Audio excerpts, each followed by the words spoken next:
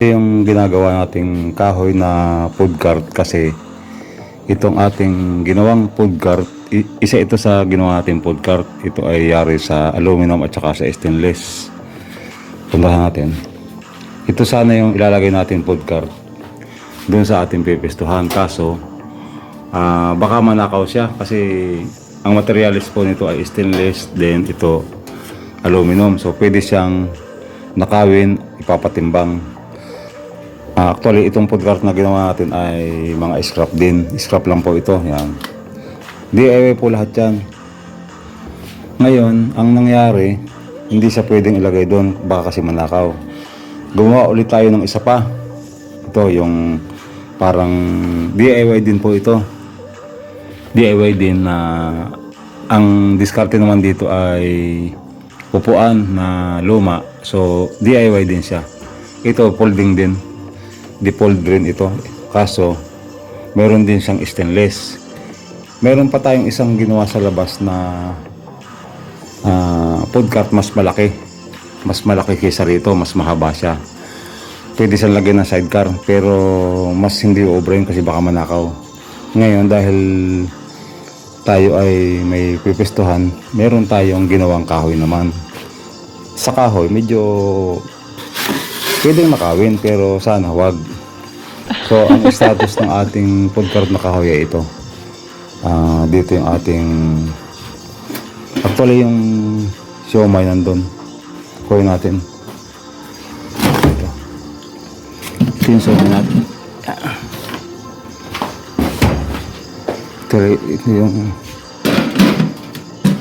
Ito yung siomay natin. Ito yung siomayan. So, ito yung siomay natin. Yan. Kapag nandito tayo sa mismong pwesto natin, ito ang itsura niya. Yan. Hindi pa rin siya tapos, pero may varnish na siya.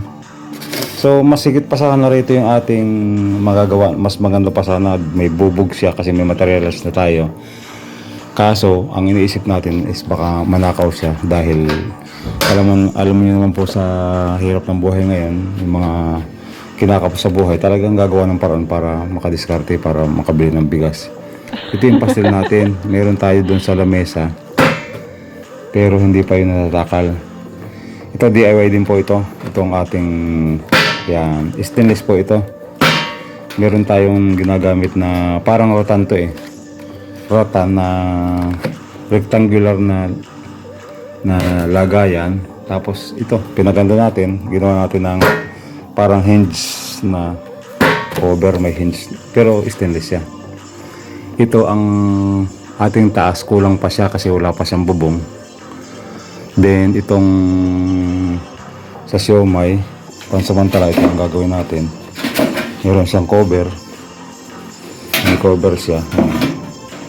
Ito ay cover para sa hangin kasi naka-cover sa hangin yan. Nakikita nyo yung tornilyo na to. Ito kasing kahoy na food cart na to is folding o kaya folding itong ilalim, itong paa. So pwede siyang i-travel. Hindi ganito kalaki. Itong parting taas, pwede ko siyang putulin. Tatanggalin natin to. Itong side na to, paghihiwalay natin yung upper side, ito yung may kasamang bubong, hindi pa tapos. Tapos ito yung lower side, ito yung pinaka-lamesa. Itong lamesa to, may makikita kayong stainless dahil ito po ay nakadesign sa folding. Yung nai-fold po siya. Ito naman, yung ulo ng tornilyo nito is tinanggal ko para pwedeng mabunot itong ating tabla. Itong side na to, lalagyan na lang natin ng mating. Itong harapan na to din, lalagyan na lang ng yung pinaka-tarpaulin na malaki para may cover siya. Then ito yung dito natin ilalagay yung ating mga pritong itlog, pritong lumpia, mga ganyan longganisa, yung mga overload. Ito plano natin ilagay dito para lagayan ng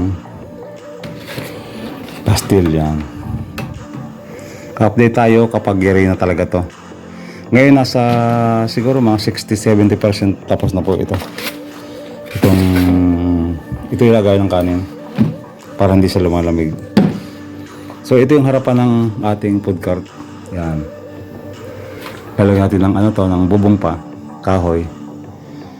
Pwede siya sa yero, pwede sa may yero, pwede sa may trapal, pwede sa may payong. Ano pa ba? Ito pwedeng ilagay sa motor to, ikakarga kasi hiwa-hiwalay po yan. Ito naman yung ating lagay ng soft drinks. Maliit lang siya. Naka-design to sa motor. Yan. Ito trapal. Ito ay isasarado natin gamit yung yung ang tawag dito, steel. Ano tawag dito? Steel matting ba yan? So yun lang muna ang ating update sa ating pagsiumay. Mga itlog natin. Ayan. Tapos yung ating pastil nandito sa kaldero. Ayan. Patuloy na lang natin to pag hindi maganda sa ito yung ating nilotong pastil. Ayan. 1 kilo po yan. Araw-araw po tayo nagluluto. Then ito yung ating mga magulong gamit. Ito dapat yung lalabas natin.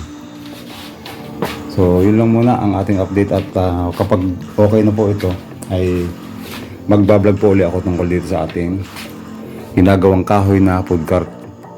Ito ay pang yung isa nasa labas, gabi na kasi. Ang una kong ginawa is yung sa motor din, pangalawa yung nasa labas din, stainless. Pangatlo po ito.